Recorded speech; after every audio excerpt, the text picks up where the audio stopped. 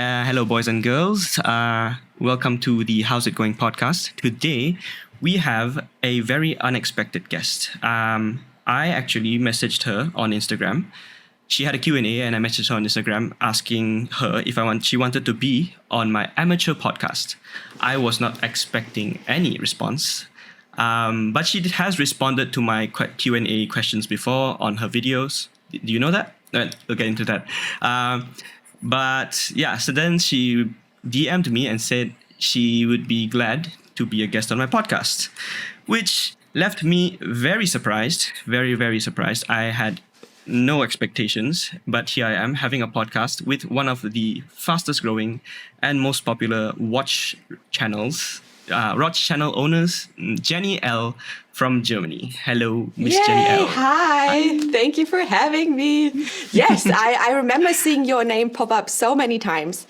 So I recognized your name. And then what you said when I did my Instagram Q&A, I was like already finished because I answered some questions. Then I had to go. And then I saw yours. And I was like, Jenni, don't forget to text him back. And so I was like, yeah, of course, I'm happy to come. I'm giving back the support. I'm happy if I can do that.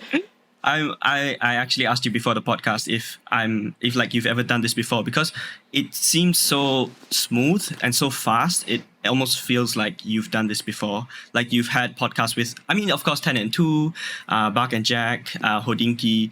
Those are, I'm sure you are very popular, but then you feel very nice. You feel very honored to be on their podcast.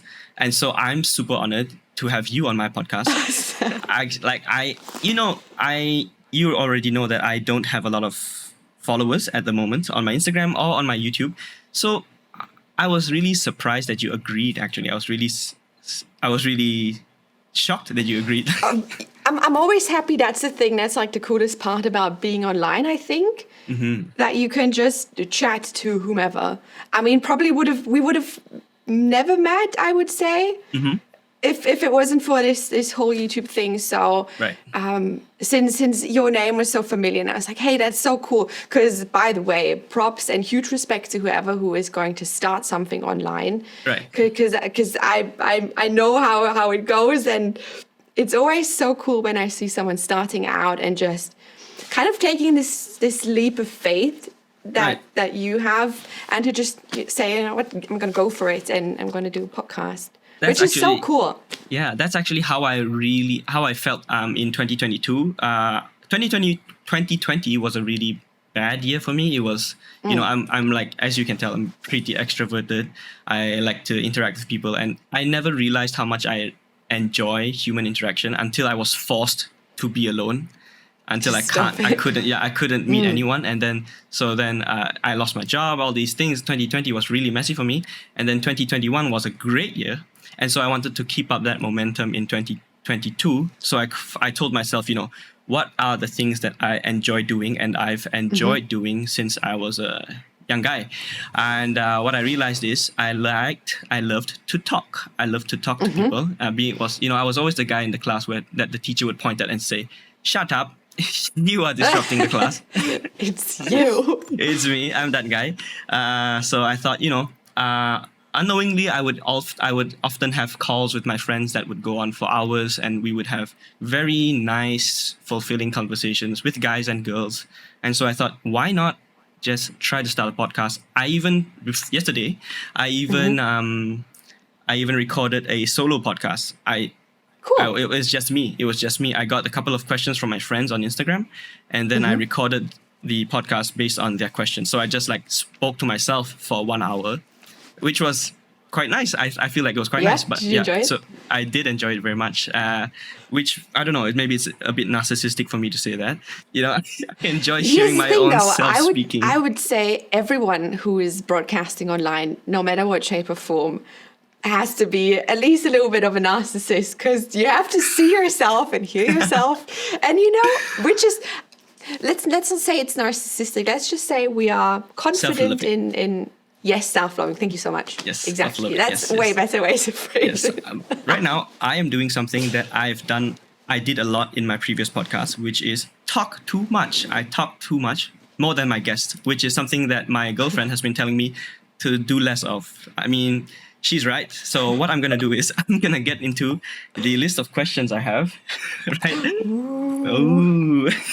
I'm excited. So intro. Okay, I have an intro of myself. You roughly know about me now. I asked you why you agreed. If you've done it before, and I researched you, and I noticed that. Of course, I knew of you, and I follow your Instagram before you agreed to come on the podcast. But I also realized that you write articles. You wrote some articles for I Hodinky, if I'm did. not. Yeah. So Oh, not then, Hodinky per se, but yes, I did write some online articles. That's right. so you have. So because I searched up like Jenni Elle podcast. That's how I used to pronounce your name actually. Before I researched, I used to call That you is Jenni very Elle. Australian of you. Really? I feel like a lot of Australians call me Jenni Elle, which I kind of like. I don't mind it Really? at all. But How do you pronounce the brand? There's a magazine called Elle, right? Elle magazine. yes, So it's you're right. it's Elle but magazine, it's not I think. your actual last name. I'm not gonna say. Oh, your last name is actually on the screen. I'll cut that out, if you want to. But Don't worry. yeah. But It's is that a where you got it wordplay, from? actually. Is it? Yes, it's not from the magazine, but the idea was actually my husband had the idea because Elle. I've never took French, by the way, but apparently Elle is the French reference for she or her or something. Oh, And L, like the sound L sounds a lot like L, the letter in German. okay. And it's the letter of my last name. So it's Jenni Elle, Jenni Elle. Haha. No one gets it, but it's like an inside joke that I see, just I two see. people enjoyed. I see. Very cool. It took me so long to think about the name for the channel. Because before that, before you had your channel Jenni Elle, you were helping out your husband with the German channel. Was it called 10 to 10? We started out as 10 past 10, Right. but we 10 past quickly 10. had to change it because there was already someone with the same name Okay. in that niche. And so we thought about, a couple of like afternoons, we kind of brainstormed different ideas and we ended up with Watch Vice. And I did basically the post-production for it, the filming and the editing. Right. A bit of script writing and research, and just we worked on it together, and then it all started from there. Very nice, very nice. But then at some point, who inspired who to like ask you to go? Maybe you could start your own channel, and then we could. Or did you want to do that all by yourself? Like have your own channel, review watches in English. That was yeah, that was a tricky one because we've already had the German channel for, I want to say like almost 2 years. Might be wrong there. Maybe a bit shorter than that. And I was always thinking about like, because I tried, I think there are 2 episodes of me on the German channel Okay. where I am presenting, basically, where I'm in front of the camera. And it was Speaking so German. much fun. Yes, speaking German. So Okay. you guys, you check out Watch Vice on YouTube, and then you can, I think it's one of the last videos in 2019, and you can hear me speak German. And it was so much fun. And obviously I wanted to continue doing watch content, but I didn't see the point in doing another German channel because it would be kind of the same. Right. And so I was like, you know what? Since I went to the UK, I studied in the UK, let's just do it in English then. And, Right. and so I did. That's nice. So then sometimes I actually haven't because it's not in English and I don't understand German. I haven't subscribed to your Watch Vice channel. So like, do you guys have like the same watches? Like you review them in German on Watch Vice, and then you review the same watch on your channel? Them, yeah, we do share a lot of content because it just makes sense because we're working on it together anyways. So it's there's no separation between Watch Vice and Jenni Elle because it's my husband and I, and we just research about watches and write about it. Right. So a couple of videos are the same, but then as we do have different tastes in watches and kind of the different facets of what interests us are a bit different. That's where he has like his own videos where it's just like what his research is, and so I have mine as well, which is also kind of cool. It's always interesting to see his point of view and how he handles certain topics. Right. So right. there's obviously a bit of a difference there as well. Right. When I emailed you, I actually wanted to say hi, Jenny, and then bracket behind say and maybe Kai. I'm not sure if like that email went to Kai and you, so I wanted to say hi to him. Oh, that's as well. just me though. Right. Yeah. But that's very sweet. Yeah, the first time I heard his name, I didn't know what he looked like. But then I heard the name Kai. I thought, oh, does she have like a Japanese husband, or is he Asian or some sort? Because Kai seems like a very, I don't know, Japanese or Chinese name to me. Because it is actually very popular here in Germany. It's a I feel like it is a very Germanized name. To be honest, I don't know the origins of that name, but a lot of kids are named Kai here, and it's for some it's even a unisex name. There are also female Kais. Just like Ashley. Ashley is a guy. Can be a guy's name too. Have you heard of a guys called Ashley? Yes. Or like Kelsey, I think. Isn't Kelsey Grammer a musician who's a guy? Right. Which I think is so cool. I mean, names are great. Okay, sorry. I when I was watching your podcast with I think 10 and 2, heard you mention, I think it was 10 and 2, or was it Mark and Jack? I heard you mention that you have a background in web design. Is that right? Is that how you got to know Kai? Well, I wouldn't call it web design. That's a bit too much of an honor. I helped him design websites. I see. And it's not so much how we got to know each other. It's when I finished uni. I quickly worked for a consultancy, but that wasn't really my cup of tea. And so I was very. There wasn't really something I wanted to do. I was very unsure about my future and just wanted what I wanted to do for work. I was very kind of like aimlessly doing like job after job and nothing really that kind of fulfilled me. And he has always been self-employed. He's a very hardworking individual. He's very disciplined, super smart. And he then just suggested like, hey, do you want to help me out? And because, to be honest, the lack of something better to do, I was like, yeah, sure, of course. Because I mean, I've always sat in front of a PC or a computer. Right. And I wasn't an expert in web design or developing or anything, but I was always, I'm not illiterate when it comes to computers. So I was like, yeah. And he taught me a bit. It was self-taught as well.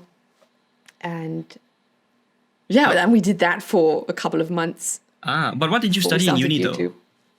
Oh man, that's so cliche. My bachelor was marketing.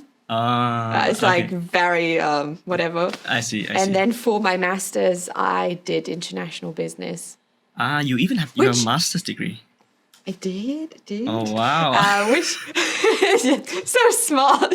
No, it was just that was another thing though. I was deciding to go for my master's because I just did not know what to do. I worked in a lot of retail jobs, which was fun, but it felt like I wasn't going anywhere. I see. Yeah. I think a lot of people feel that way. Yeah, a lot of people. Right. A lot of people graduate. I saw a statistic. I think it was yesterday or the day before, that only 25 or 30% of people that graduate from uni do what their degree, wants them to do. Like for me, I have a degree in mechanical engineering, but now I'm doing web development, which is completely, some might say it was a waste of my degree, because do you feel bad for it sometimes though? Not really though, because the manager I have now, he's a really nice guy. I told him that I have a degree in mechanical engineering, but here I am doing software. He said you can't be held hostage for the decisions you've made when you were 17 or 18. You wow. Yeah, that was deep. Yeah. That was very deep. Yeah, he said so you can't just like it may not be what it was for you, but you thought it was for you at the time. At the time, you thought it was right for you, but now you realize that's not really what you want. And so it's impossible to force yourself. Some people do it. Some people force themselves and they get used to it and they just do it because I spent all this money on this degree. And so I better not waste my parents' money, you know. So That was very insightful of you. Thank you. Not me. It was him. I'm just quoting. I mean, you're just you're sharing it, which is yes, because I feel like a lot of. I mean, I'm 30 right now. Right. But I'm sure you've heard of like a quarter life crisis before, and right. I feel like a lot of people. I don't know how old are you? 28 this year. 94. Okay. Yeah, you are 3 years older than me. Yeah. So we're like sort of in the same-ish age bracket. I feel like, I don't know if you can share that thought, but I feel like a lot of people our age are now, it's like a little bit of a postponed, thanks to Corona, quarter life crisis, where now that we've had this forced break, everyone's sort of like, oh my God, what am I doing? And where am I going with my life? And now that we've all had some time to really think about it for a minute and to take a breather, I think a lot of people are now starting to really overthink their life choices. And I find it very fascinating to see. I have fallen victim. I don't know if I'm a victim or I have benefited from this epiphany, kind of Corona epiphany, maybe, you know, as well. I haven't benefited from it, but this is why I'm, you know, doing the podcast. You know, I'm forcing myself to go to the gym. You know, I kind of have to put my life. It's still pretty small. It's like someone put a rat in my arm. It's still pretty small. Yeah.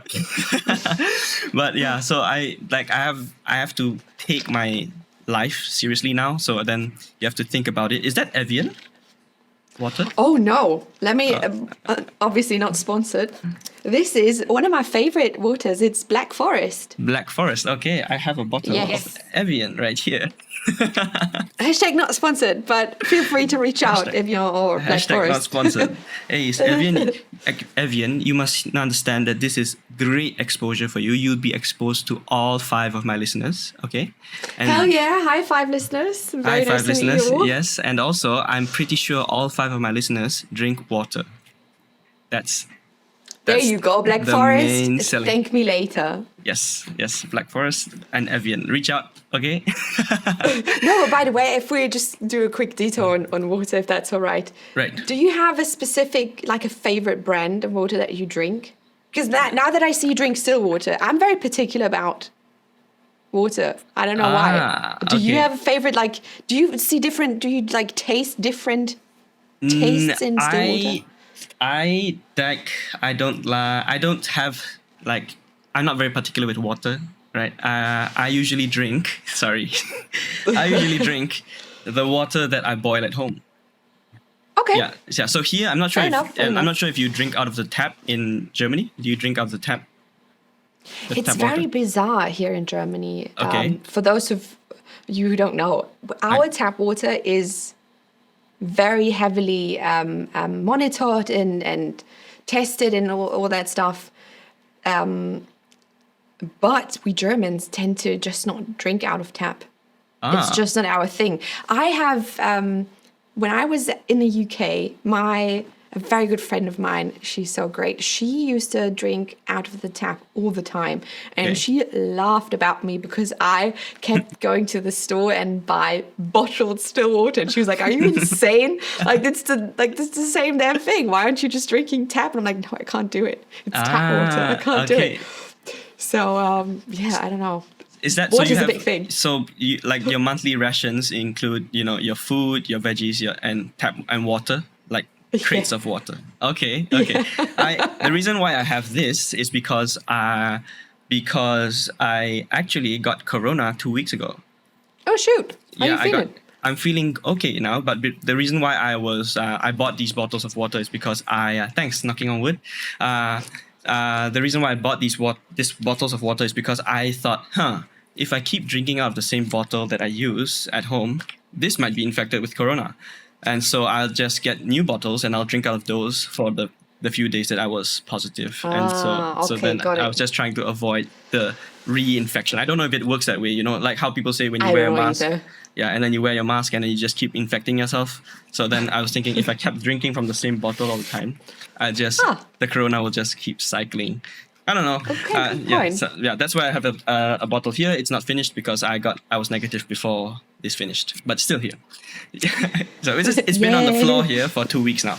So that's why. So I was diagnosed with corona. One of the cool kids now. Only the cool kids get corona. The C Club. The C Welcome to Club. it. I have had it over New Year's in 2020, like from 2019 to... No, wait. Oh my God. From 2020 into 2021. But at the time, did we have vaccines? Not yet, right? I don't think we had vaccines yet. I think they started the first trials. Right. So you people. had to like get better all on your own. I did it all by myself. Right. Yes, I did. I've gotten my first shot, second shot, booster, and then I got corona. So then I was negative by the 4th day. But I had a friend that didn't get her booster, and then she got corona. She actually was supposed to get the booster on that day itself, and then she was diagnosed with corona. Yeah, and then it took her 10 days to be COVID negative. What did you do over that time? Did you pick up anything new? Watch a new TV show or series? I was just very uncomfortable because I had a very itchy throat and a runny nose, so I just took the meds. Then they were drowsy, so I was like conked out. You were out of it? Yeah, for the 3 days. But I've after been I was Bridget. Right, so I think I got Omicron. So I'm pretty sure I got Omicron based on the symptoms. Cool. Right, the cool new Omicron. They got the cool stuff. Of course. The cool new stuff, and then I was. But then, so after I was negative, I was still having symptoms for like I've only gotten better like in the past 2-3 days, even though I was negative about 2 weeks ago. Yeah, but I still had the itchy throat, the running nose. Right now I'm at 99%, but I'm not 100% there yet. Yeah, so it's like you're negative, but you still have the symptoms. The weird thing is, when I was positive, I was staying in the same room with my girlfriend. So she would work from home over those 4 days, we just rent a room, so it's a room, so it's very close quarters, and but she was negative for all 4 days. Apparently Omicron is supposed to be more transmissive. That's what people say. But she was negative for all 4 days. Every morning she would wake up and she would need to self-test. And then when I was expecting her to be positive for sure, because we even slept in the same bed. I didn't, sleep on the floor or anything. So we just made sure that the room was well ventilated. But cool.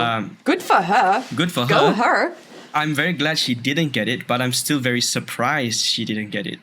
That is really interesting now. Right. And also nice. Yeah, we go everywhere together. And how did I get it and she not get it? Very strange. It's selective. Yeah. Yeah. It happens. Yeah, so only the cool kids got corona. Welcome to the cool kids club. Welcome me to the cool kids club. Only the cool kids get corona. Club. Thank you very much. Okay, web design. So you didn't do a lot of web design. I know you didn't have a degree in web design, but you helped your husband with web design. I did. And then then you moved from writing articles. Do you still write articles? Nah, it's not I wrote a couple of, but it's really not my strong suit. I feel much better when I'm writing or scripting my videos and then get to deliver the content verbally. I feel I see. I can do that better. I don't know. See, that's one of the things I don't know about because I don't have any YouTuber friends or like content creator friends around me. So I like how we started the video and you said that there was a lot of retakes when you guys were having the other podcasts.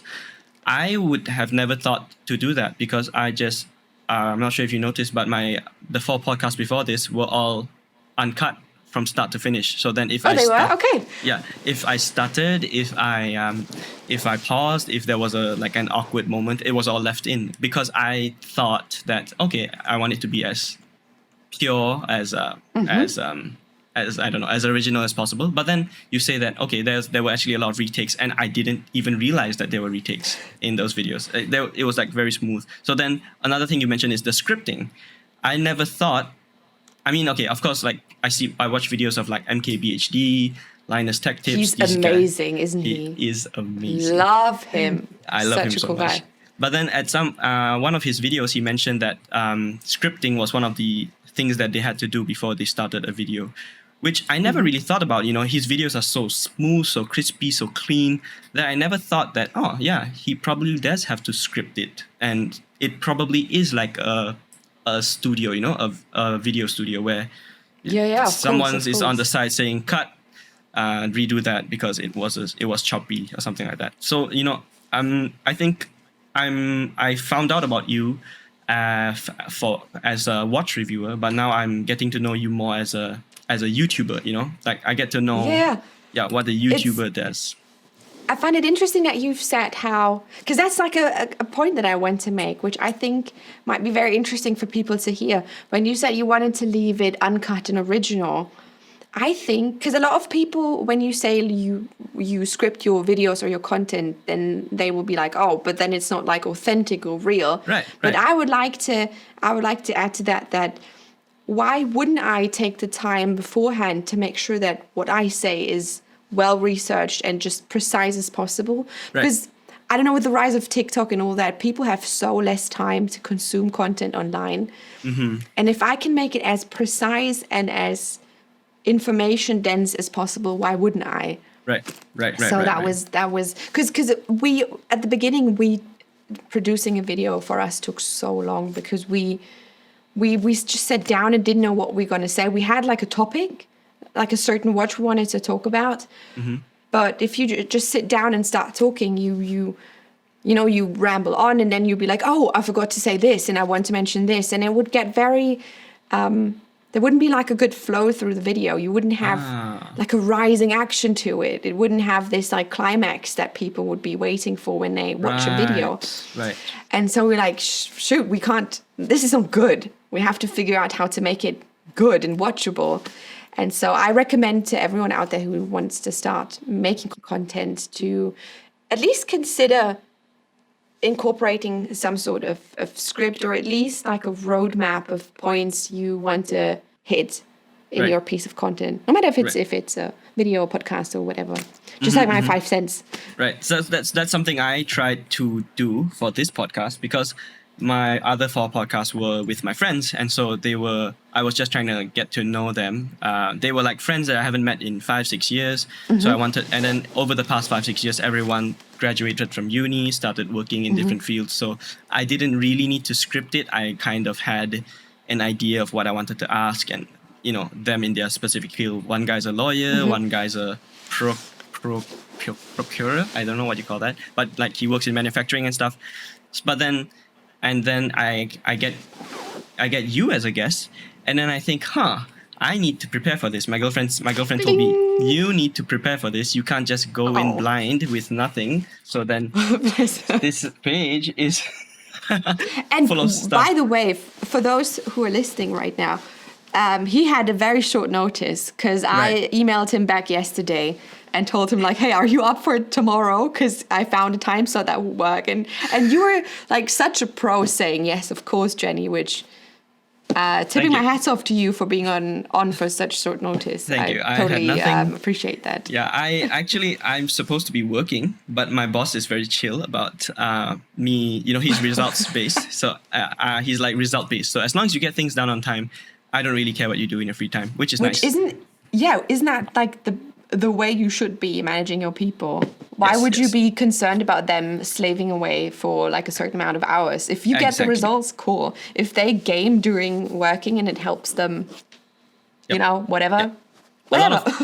During COVID, you don't have a 9-to-5 job, right? But I know a lot of friends that have 9-to-5 jobs, including myself. But they said that when everyone was forced to work from home, there was no 5 o'clock. People just continued to work because when you're in a workplace, when it reaches like 4:45, 5:45, you kind of pack your bags, you're ready to leave. But when you're at home, you're always online, and your boss or your manager is always expects you to be there when he pings you. Yes. Like, ping, are you there? Ping, are you there? So then people will be getting messages at 10, 11 at night. Like the managers, they just don't know when to quit.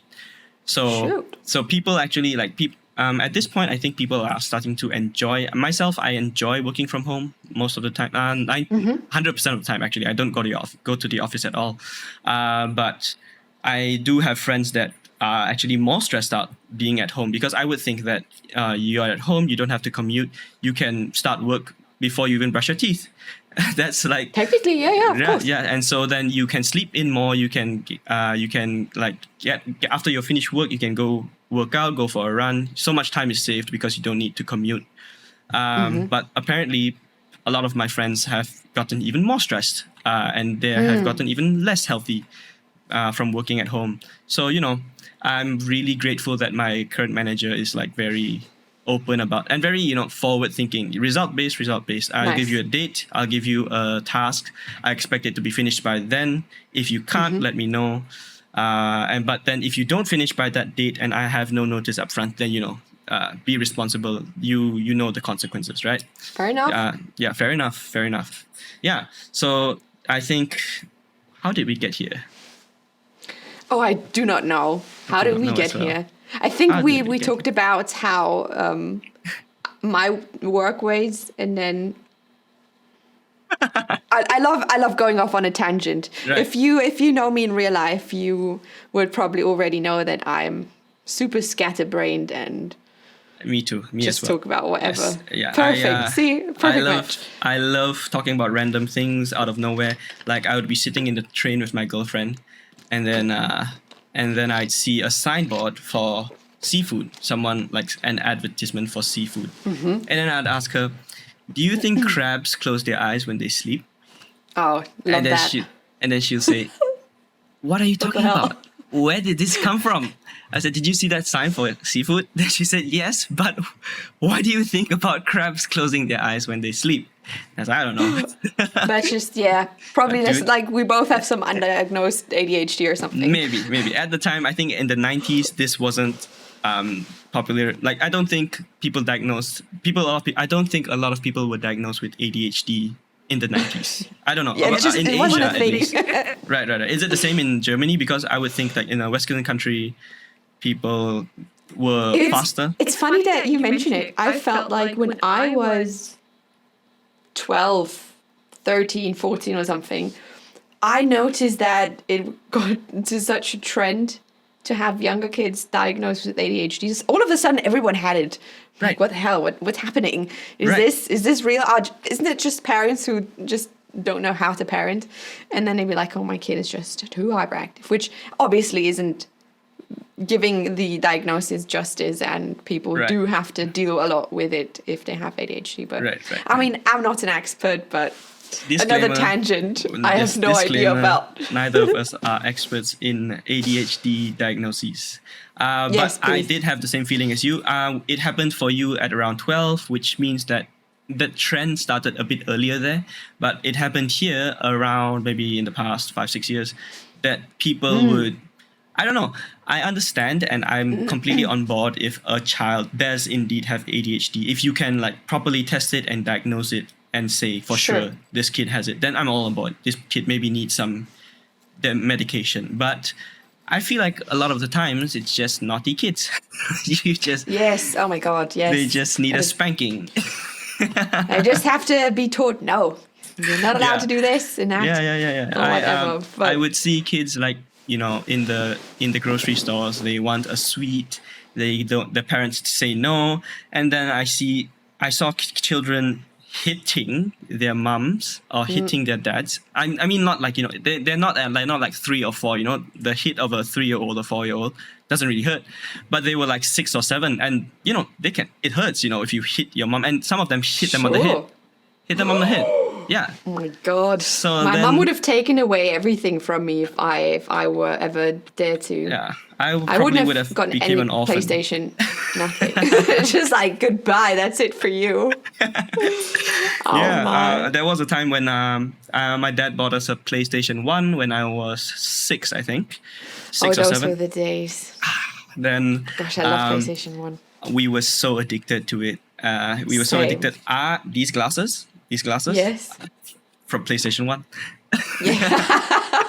What was your favorite game on the PlayStation? What did you like playing the My most? first game on the PlayStation 1 was Gran Turismo 1.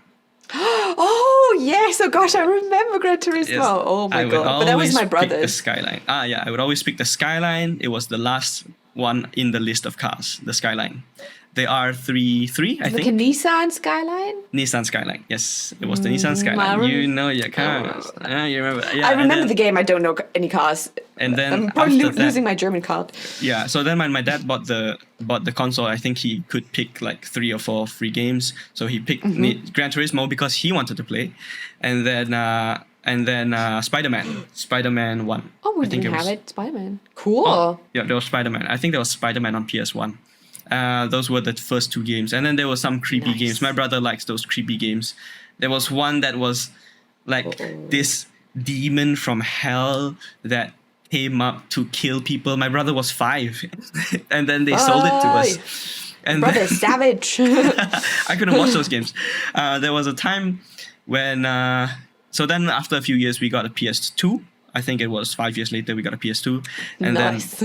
then we didn't really play horror games until we bought Resident Evil 4 on the PS2. Oh my God, Resident Evil. Isn't that the part where it's like, Leon? No, I Yes. think there's... Is it that one? Yeah. Leon, help! Leon, Gotta get help! into Yes. the dumpster, girl, and hide. I know exactly what you mean. So the funny thing about Resident Evil is we bought the game, and then I don't know if you remember this, but you start off the game walking into a small hut, and then there's a guy in the hut. He's like stoking the fireplace, and And then you have to like buy something from him? no, and then he turns around with an axe and tries to kill you. So then, like the first person you meet in the game tries to kill you, and then we were so startled by that we just closed it. Too scared to... And then, like we were 10 years old at the time, we shouldn't have been so scared, but we were so scared that we just closed it and kept the disc. I can totally relate.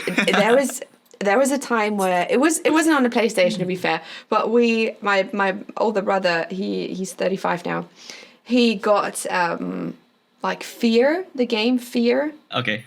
and all sorts of, or like Dead Space and all that. Mm-hmm. And he wouldn't play without me. So we would always wait for the other one to come home from school and to be done with homework. And then we would roll down the blinds and have it all dark and get the snacks and the drinks ready. Yeah. And we're like, okay, because, oh my God, it was so scary. I but know.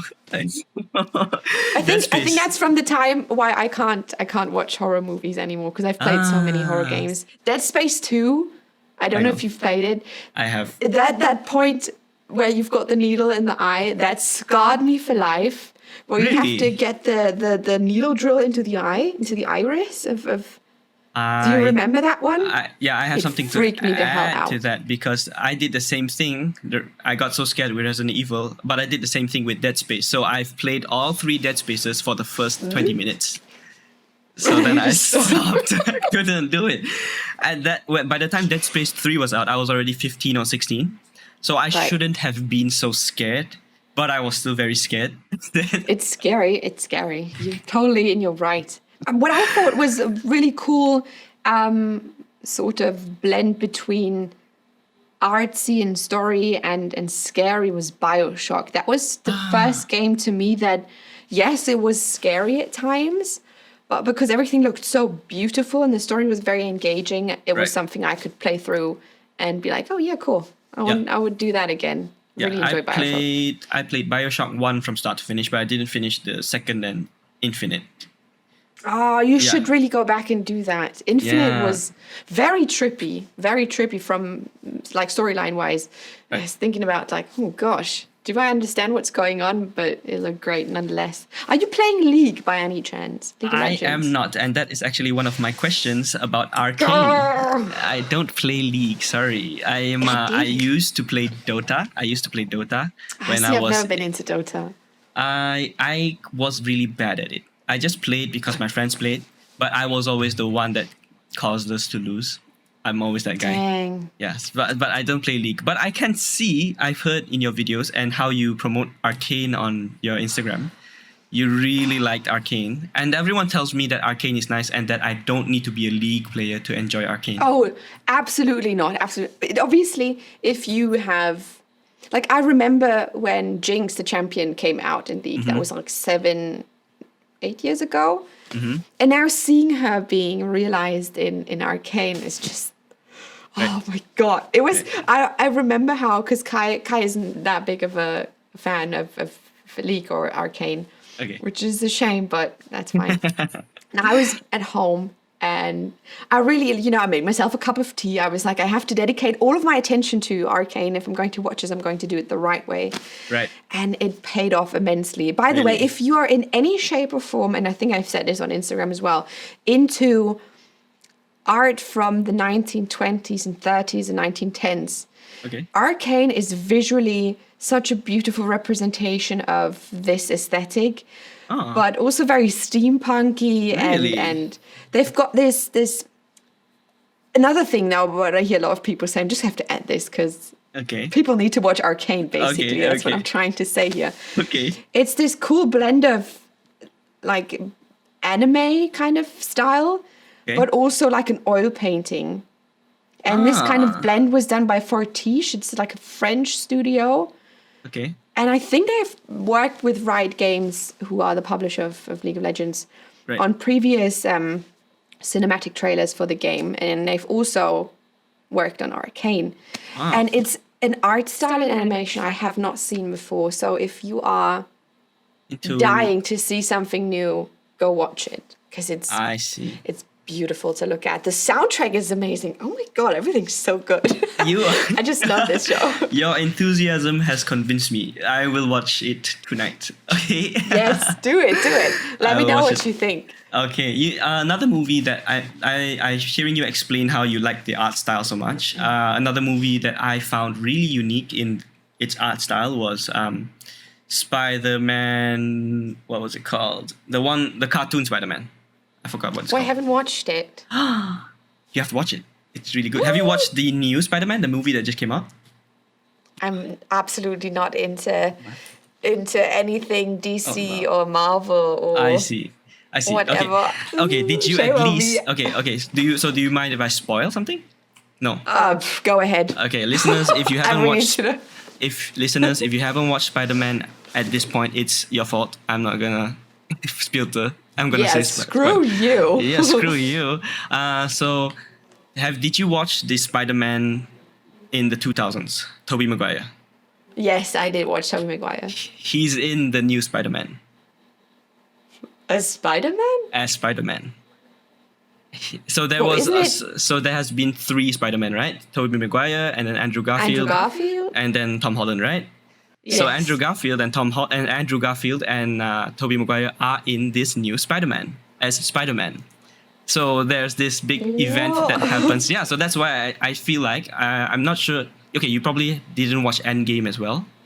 Did you watch Endgame? So Endgame, even if you didn't watch it, you probably heard that it was like, oh, a really good movie. Did you hear? Not really. Yeah, but I would say personally that the new Spider-Man Hot is take. the best. Okay, hot take. Not really hot take. I think a lot of people agree that the new Spider-Man is the best Marvel movie so far. Okay. Better. I personally think it's nicer than Endgame. Simply because they have this like universal clash where like this universe and this universe and this universe, everyone is clashing together because of some mistake that they made. And then this friend of his, well, there's some magic, and then his friend is trying to find Tom Holland because he's like in depression and he's like hiding from society.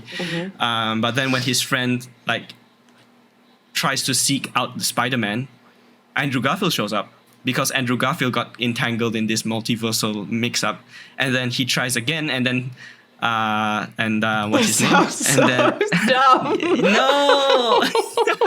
I'm very sorry. I'm listening to you like, what the hell is going on? Isn't that kind of like, I'm very sorry. I don't want to like Okay, poop I on your. completely understand. I completely understand. Sounds so If you ripped. haven't watched a Marvel movie in the past 10 years, it sounds weird, but also know that the cinema went wild when that's Andrew Garfield nice. showed up. Yeah, Andrew, like usually in the cinema people are quiet and maybe people like laugh, stuff like that. But the cinema I was in went wild. Like Oh, bless them. It's Andrew Isn't it Garfield. like breaking the fourth wall in a way? Isn't that the movie being self-aware that other movies exist? It's How being do I- self-aware that other universes exist. Other universes okay. exist with other Spider-Men. So then this Spider-Man, yeah. But dude, Yeah. that's why you have to play Bioshock Infinite. I know. Infinite, I saw, like, my friend told me it's really good, and then my friend gave me a summary saying that it's always the same. It's always the same. It's always a tower. It's in the sky or it's under the sea, and then there's always a villain, and then there's always a damsel in distress, something like that, right? Am I right? Because well, he's not wrong, but it's also about different universes. No, I'm not parallel mocking. smashing. Yeah, I'm not mocking the movie don't saying worry. it's always the same. It's because that's what the guy said, right? When he Right. was revealing all the universes, he said it's always the same. Yes. When he was like, you were going through these portals in the fabric of space and time. Yes. And then you see Rapture, you see the, what's it called, Columbia in the sky. Columbia, yes. I know my BioShock. Okay, and then Okay. Well, yes. See. Okay. I'm gonna take it back. Then I'll take it back and say Spider-Man wasn't dumb. It's just I didn't understand. I did not understand. Sure, it's perfectly fine. It's perfectly fine. What was I gonna say? BioShock. I played BioShock from start to finish, and then you kind of just did what the guy wanted you to do, because that was the guy on the radio, right? But then and then every time he asked you to do something, you would say, "Would you kindly? Would you kindly? Would you kindly?" And then I just played the game thinking that's what I was supposed to do, but then he revealed at the end that I was under some kind of mind control. It was like a cognitive behavior thing that he trained you to. By the way, shout out to a very good friend of mine. He has the shackles tattooed from BioShock. Wow. So cool. Wow. Oh, wow. It's just one of the coolest persons I know. He's just super cool. And then he revealed his wrist tattoos to me, like, oh my God, this is so cool. Do you have any tattoos? No, but I'm getting one in 7 days. Ah, very random. How I'm come getting all of a tattooed. sudden?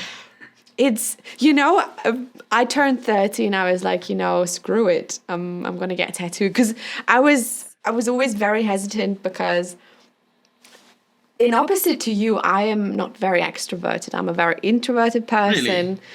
Really? The thing though is tell. that because when I'm speaking to someone through like a monitor or like a camera, I can have like time to think and prepare. But when I meet someone like in real life, Oh, I'm not that easy to talk I to, which is, see.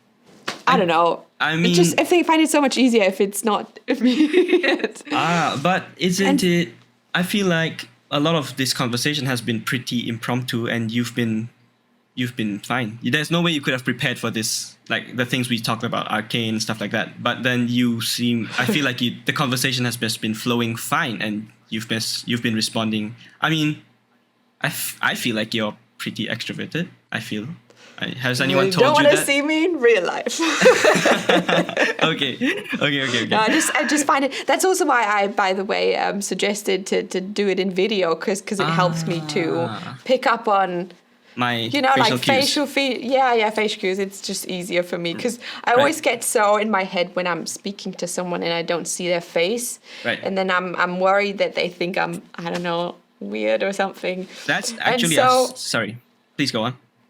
Oh yeah, no worries. And so that's why I was always so hesitant to do something as like altering as a tattoo, because I was always very self-conscious and I wasn't sure if I can handle other people's opinions on myself. Which is a dumb way to live, Right, obviously. I know. But don't have to, getting yeah. online and having putting myself out there helped me to kind of stop thinking about what other people might think. Because, I mean, at the end of the day, I can't change your mind. If you think I'm silly, then you think I'm silly. If you think I'm cool, then thank you so much. Yeah. And so that's why I have booked to get my tattoo done. Okay, I don't want to... You don't have to tell me, but what's it going to be? Or maybe just save it for revealing on Instagram if you want to. Don't worry about it. It's not... I'm starting out with something very simple. And she is going to freehand, so there's no stencil. She's going to freehand some leaves around my arm. That's how we're going to start. Okay. And it's going to be, because here it goes again. I'm very big on Art Deco and Art Nouveau, and art from that time period. And it's going to be a Art Nouveau inspired botanic ornamental piece on my arm. I see. basically. And Will that's you? just going to be the start. I'll have I another s- one at the end of February as well that's going Oh. to tie into it. Oh, Yes. okay. See, Okay. I'm gonna get to work with this Two in tattoo a month. thing. Yeah. So, would you say you'll get a sleeve eventually? Really? Oh yeah, that's the Okay. plan. You know, my Are you mom, tattooed? I want to be tattooed. My girlfriend is not really on board with it. I want to get a tattoo of because I'm very extroverted and most of the time I'm a pretty bubbly guy, but I also have a bad temper sometimes. I get irritated easily with All people in right. public. Like if someone walks in front of me really slowly, I'll be like, "Can you walk faster, please?" And Walk then- it. yeah, so I have a bad temper. So then, but then I'm not sure if you know of this guy called Jordan Peterson. He's an author. Isn't he? Yeah, yeah. I think I've seen him on, Yep. like, pop up on YouTube on a couple of. Right, right. He's But I like don't this, know what he's about. I've just seen the name. he's just very. Some people may say he's like misogynistic and stuff like that. He says some controversial things sometimes, but he's really happy to help individuals, young people especially, find their way in life. Because personally, I felt really lost in 2020, and I Uh-huh. feel like he helped me a lot. So one thing he says is it's not good to be harmless. It's not good to be harmless. It's not good to be Okay. yeah, it's good to be a monster, but learn to tame yourself. To be like something like Joe Rogan, maybe. He's this meathead muscle guy, but he's also very Yeah. educated, and he not educated, but he's calm and he can converse himself. He can like run. He's very, I don't know. He's curious. a weird guy, though. He's a But weird yeah, I guy. get what you're saying. Yeah. So like, and then PewDiePie. You know PewDiePie? I do. Yeah, PewDiePie. So do you like PewDiePie? A lot of people don't. I Like do. PewDiePie. Okay, so if I you like think he's a PewDiePie, funny I'll show guy, you I guess, my at all flag. phone case. Oh, is that PewDiePie- from? Yeah, it's Oh, a PewDiePie cool. themed phone case. I have a shirt, I have a phone case, I have a mask. I like him. And one of the things he does book reviews sometimes, Mm-hmm. and there's this author he likes, and this author says that an individual should be strong but also gentle. Float like a butterfly, sting like a bee, something like that. Kind of like Okay, you that have to sounds be nice. you have to be very physically strong, which is why I'm trying to go to the gym. But also I'm forcing myself to read a lot nowadays. So I'm trying to enhance my mind by having podcasts, reading books, but also my body by being physically strong. So that's why back to the topic that I mentioned, Jordan Peterson says it's not good to be harmless. It's not good to be a rabbit, because people will take advantage of you, and then you're just being this puppet or very easy to manipulate. It's good to be a fierce person, or a very not fierce that people will be afraid of you, but be able to show some teeth when you need to show some teeth, and not let people bully you. And my dad used to say when I was younger, don't bully people and don't let people bully you.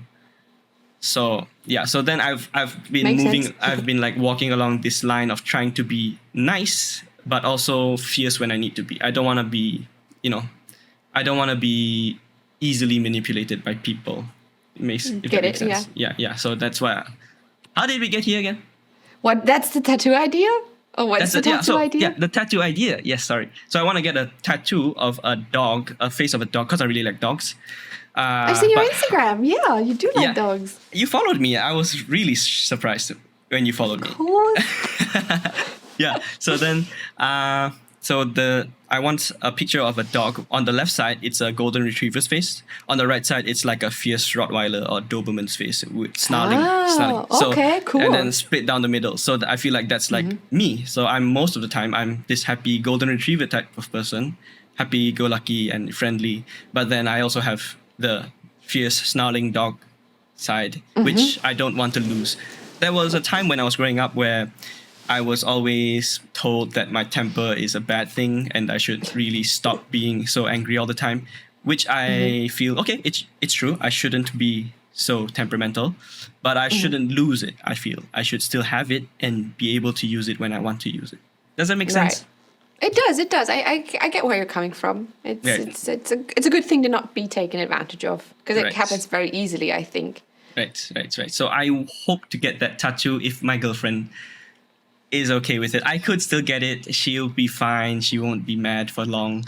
But it's nice of you to respect her opinion on it. right. That's fair.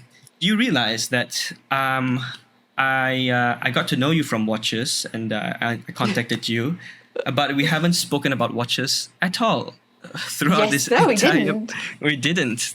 I think this is maybe the first podcast you've had. Maybe correct me if I'm wrong. That was not watch related. Absolutely, yes. Yeah, we haven't talked about watches. That's right. Yeah, what am I even doing? No, but that's the thing though. It's also something I want to do for the future of my channel, where I'm not. Well, I want to kind of expand. Not beyond watches, because there's still going to be a huge part of it, but I'll have to get back to editing later today on my video, because I've been taking a bit of a YouTube break. That is going to talk about a bit of the psychology behind the watch hobby and what it means to collect, and how we as humans see collecting, because you get all the Rolex hate. For those of you who are listening and don't know what I'm talking about, it's basically that Rolex, a watch brand, has been very popular the past decades. Right. And prices start to increase because demand is increasing. And it's kind of this weird dynamic, and people in the watch space are very opinionated when it comes to that brand, obviously. Right. But I've seen a lot of hate for people who enjoy stuff, and people kind of judge you in this hobby for how you participate in it. Right. And so I wanted to figure out how it all comes to this. And so I want to get into this for the next couple of videos and see how that goes. Maybe but, a bit more philosophical of like a more philosophical view of watches. Like sorry, I interrupted you. You were going to ask something. I just wanted to ask for a wrist check. Are you wearing a watch right now? I was wearing a watch. I was wearing the You took it off. Rainbow Daytona. No, stop it! No, you did not. No, I would fly over and take it right off your arm. So I actually brought out all my watches here, and I know your watch history. Like, you just had that video come out about 2 months ago. Your entire watch collection. So I thought, how many people get a chance to tell Jenni Elle their watch collection, about their watch collection. Do tell. Okay, so my watch history.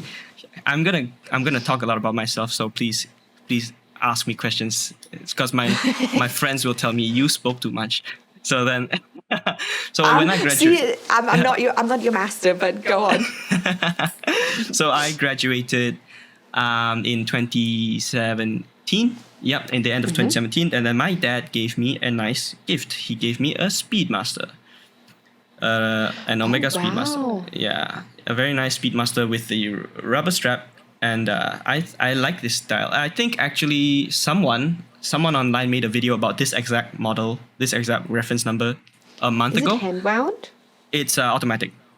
It's an automatic. Yeah, it's an automatic. Jeez, which I was I don't know if you can hear it. No, you probably can't hear it. Yeah, but it's it's a very nice watch. And my dad, when he gave it to me, he kind of told me that this is a gift that this is not like a car or a pair of shoes or anything. This will last you your lifetime, and you'll be able to give this to my grandson or my granddaughter in the future. So this is something like a lifetime gift. And so it's very beautiful. I liked it. I really liked it, but I didn't know what a special watch I had. Because I wasn't into watches. I know I had an Omega, but I didn't know it was very special until so I kept it. I babied it. I kept it in the box and kept it like hidden away behind my clothes and stuff like that. Yeah, I get it. And then I never wore it until I moved to Singapore. I'm actually from Malaysia, and I moved to Singapore for work. And then I got to know some friends, and then they were not being snobbish or anything, but they were just telling me, hey man, my watch is 2K, my watch is 3K. And then I was like, oh, I have a nice watch. I don't know how much my watch is. So then I looked it up. And then, I don't have a cheap watch. This watch is pretty expensive, And then I realized, so that's what my dad meant. Like, this is something that's, it's like a ring, or it's like a gold bracelet that like your future heirloom that right, like how your grandpa gave you a watch, right? And so I think this is something, I equate that to this. So I will treasure this for my entire life. Although, I don't really see watches as an investment. it's more for me like something nice I like to wear. And so I've been forcing myself to keep this out of the box. So this has been sitting on my desk every day. I usually wear my Cassie. Oh, Yay! I have two. Yeah, You've I have got a two. nice. I got this first, and then I got this is the black and white dial, and then I got this, the full black dial, because this was really hard to get here in Yeah, Singapore. ooh, it looks so cool. Yeah, it's murdered out black, which is what I like. I really like these full black things. I even like full black shoes, full black watches, full black cars. Very monochrome. Monochrome, they call it murdered out black. I think like it's just all black, as Nice. apparently. Yeah, and then I got this Cool. Casio for my girlfriend, which is the one you have.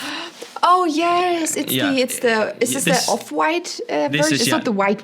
The peach It's white. this creamy. Yes, Yes, It's peach such a creamy hard white. color to define, but Right. it's so nice. Yeah, she likes this a lot. There was a day when like I remember, because she gets up earlier than me to go to work, and then when I got up it was raining, and then I asked her like, how did you go to work? It's raining so heavily, and then she said, I just took my umbrella. And then I felt really sad. I don't know why, I just felt really sad that, oh man, I'm in Singapore. I don't bless have you. a car. I don't have a car, and my girlfriend's probably drenched in rain water. So I felt like I want to get her something nice. So I got this for her. Like Oh, just that's so sweet like, of you. It's very I got nice. Up, I got up. I called her. I got really sad, and then I just I got this immediately. Like she needs something nice. I feel like I want to Like a appreciate pick me up. Yeah. Oh, that's very sweet of you. She didn't think much of it though. She didn't think that it was a hassle to like take her umbrella out, or it wasn't a problem to her. So she was very surprised when I screenshotted the. It's like, well, what is that about? What did you get this? And I said, I just felt really sad. You were going to work in the rain. Oh. And then I got this. You have this as well. There is the F91W. Yes, F91W. Mine is not as scuffed as yours yet. Mine looks really messed up. I'm sorry. But yeah, I got this because I got it before I knew you had one. I got it before I knew you had one. So it was like 16, 15. And then I thought, it's really nice. And I posted on Instagram. I said, after years of hard work, I finally am able to reward myself with an F91. Yeah. And then a watch. It's a really iconic watch. Yeah, it's an iconic watch. And but apparently it has some background like in terrorism. It does? Oh, you mean as it used as a bomb detonation starter? Exactly. I So mean- Osama bin Laden there's a picture of Osama bin Laden wearing this watch. I didn't know. Whoopsies. Whoopsies. Sorry. I'm not advocating for anything, any terrorism. No, obviously not. And then this is another Tissot that my dad got me. He got me when I was really young, actually. When I was 13, 14, he got me a Tissot. I think he's always been into watches. I didn't really know until he got me this Omega. And this is my high school watch. I had this watch throughout high school. It was like 30. And it's dead. I tried to get it fixed the other It's day. dead. It's completely dead. The guy tried to replace the batteries. It's dead. He said it would cost me 150 to fix it. But then I thought, I might as well get another watch if it's going to be 150. Yeah. I get it. That's my watch collection. I like the Casio a lot. I alternate between these. This is my girlfriend's. And I've been forcing myself to wear my darling Speedmaster. Next. Oh, see, yeah, I have to force myself sometimes to wear certain watches. Right. Because it's like, I don't want to trash them. I know. I heard you say that you scuffed up the one you're wearing right now, the pink Oyster Perpetual. You scuffed it up a bit, right? Yeah. Oh hell yeah! I've really murdered it. Right. But I'm one of those guys that's, disclaimer, I don't mind my watch being a bit scuffed up. I think it adds character. As long as It it's bothers not me so much. as long as it's not cracked, as long as it's not broken, I will like, I don't know, maybe sometimes I intentionally scuff it up just to make it seem more me. To make it I have a pair of shoes that I wore for 4 years. I never washed it.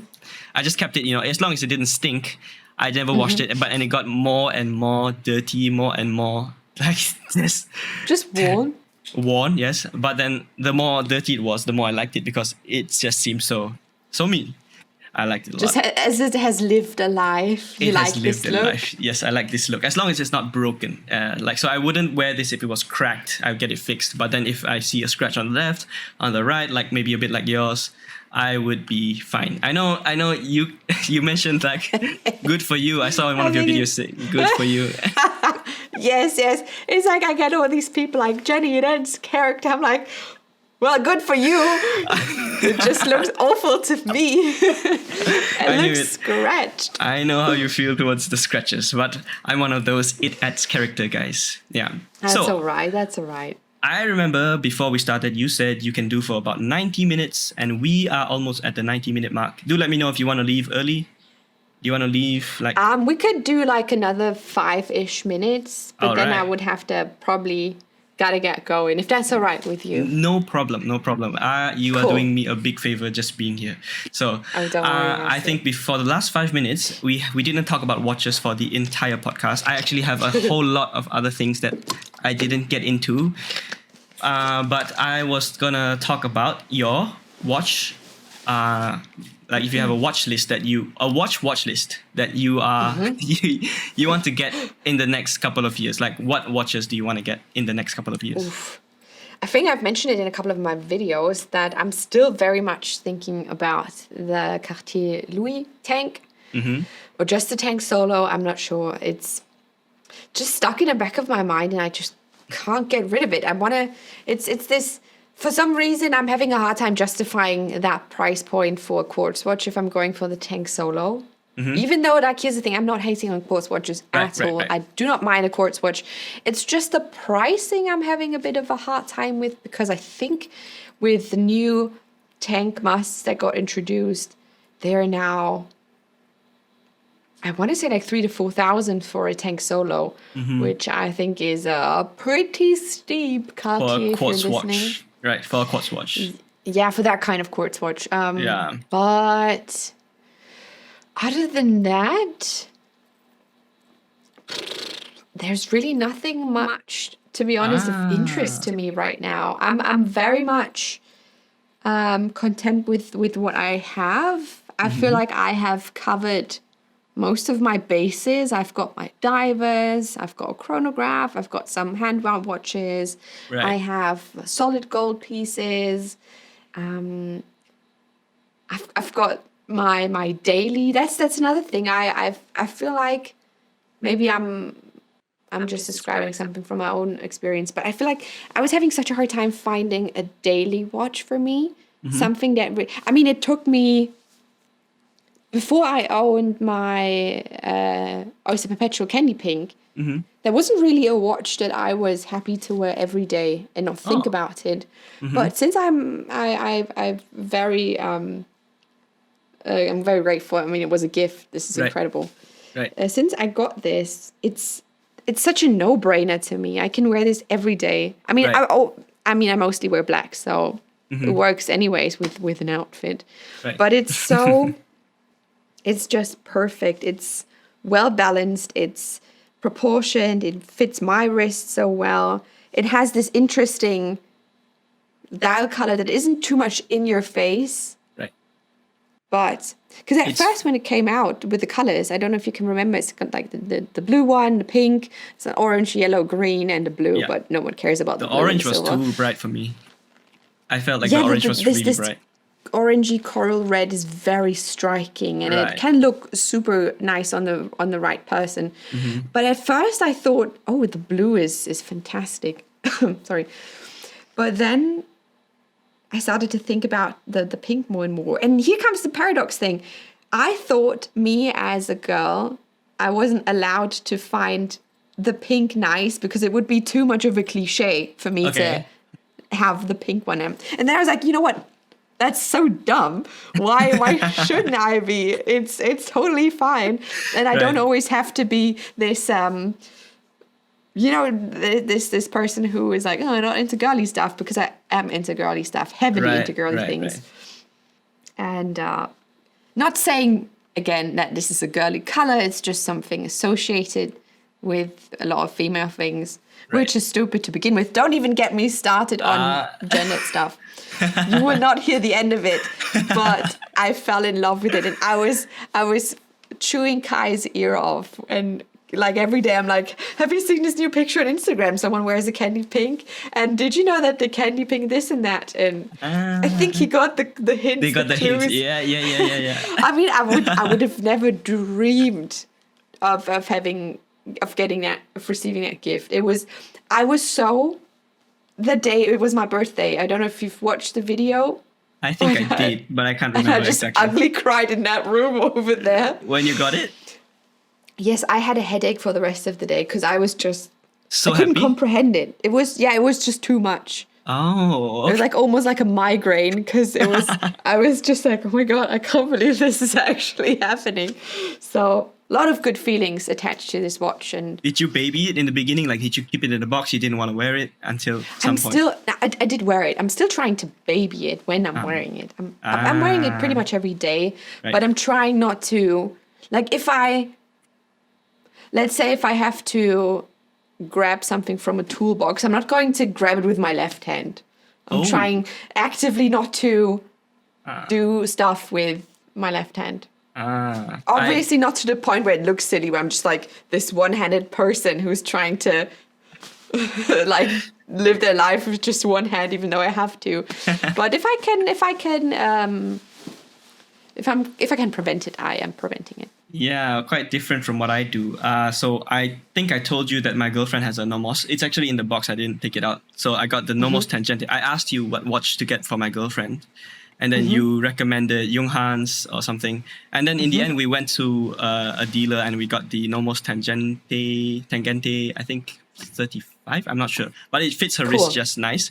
So then, Perfect. Right now it's Chinese New Year in Asia. So then, It's like the lunar year, right? yeah, Lunar New Year. Yeah, Lunar New Year. So then I would wear my nice watch out. She would wear her Nomos. But I wear it, if you can tell, on my right hand because I'm left-handed. Oh, yeah. Yeah, and then okay. she's right-handed. She wears it on her left hand. So when I hold her hand, my watch clashes touches with her watch. sometimes? Yeah, it touches, and then she says, "We need to swap places. I don't want you to scratch out my Nomos." and then what I did was, we were walking up some stairs, and there was some metal railing, and I said, "Why you should scuff up your watch?" And then I scuffed this against the metal railing, kang kang kang, and then she was like, "Stop that! Oh my god, you would drive me crazy if you would ever do this when I am close by. Please come to Singapore and I'll scuff it up right in front of you." Christ, that's nuts. Why would you do this?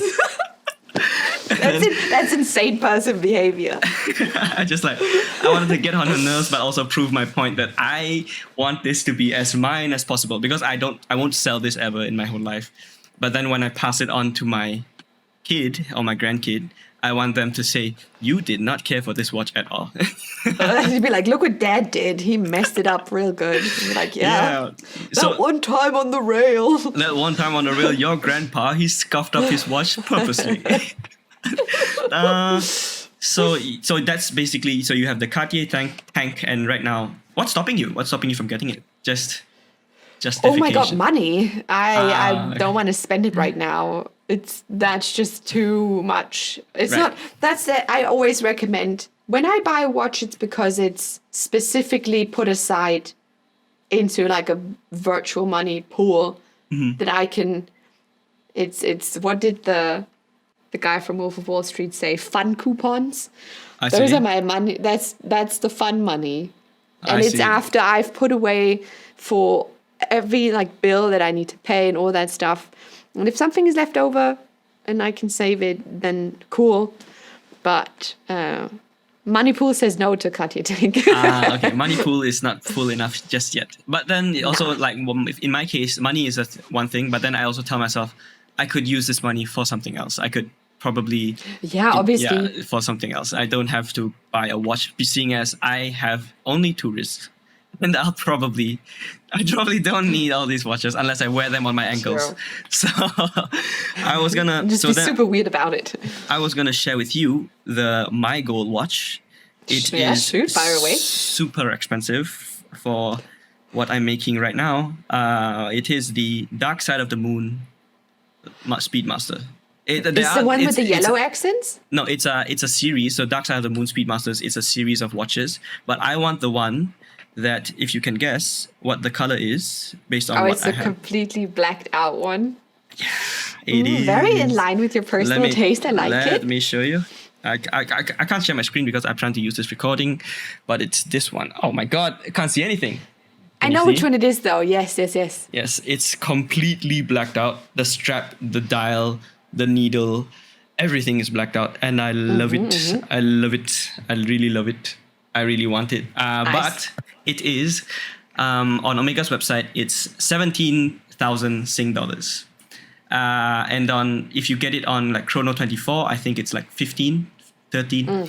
I would need to save up for a long time, and even at that point, I would tell myself I could get a car for this. I know what you mean. It's always the dilemma of choice, isn't it? Right. When you can swap something on your wrist for something you can drive, you kind of have to think about it for a while. Yeah. True. Yeah. Back. We have gone past 5 minutes. I don't want to take up so much more of your time. I'm already very grateful. But what I do want to ask is if in a year's time, if my podcast is still here and I'm still doing podcasts, and if you're still doing YouTube, Jenni Elle Gaming, would you like to come back on as a guest in a year's time? Yes, this is what I'm I did. happy to come back. Yeah. This is what I did for a few of my guests before you. I asked them, like, do you want to be, like, in a year's time, just to keep myself in check and kind of force myself to know that I have to make sure that this podcast is still alive in a year's time. That's a great idea. So would you agree? Would you agree to? Yes, of course. I would love to. Okay. Be ready to receive my email on the 3rd of February 2022, and then I'll still have 1 day to prepare. Okay? Nice. Perfect. Yes, I'm looking forward to it. Thank you so much for having me. Thank you so much for being on. Sorry, no swearing. I almost flipped my MacBook. Yeah, no problem. I'm actually super okay with swearing on the podcast. I feel like it's okay to swear. It gives it character. It's just language. Yes. Oh my God. There we go. Full circle. Thank you so much. It builds character to your podcast. Again, thank you so much for having me. Thank you so much for coming on. I'm wishing all of the people who are listening to this a very good day. Take care of yourself. And I'm happy to speak to you next year. Next year, February 4th. Yeah, around this time, I'll try to arrange another podcast. Perfect. Thank you so much. I'm going to stop my recording now. Bye-bye, everyone. Bye.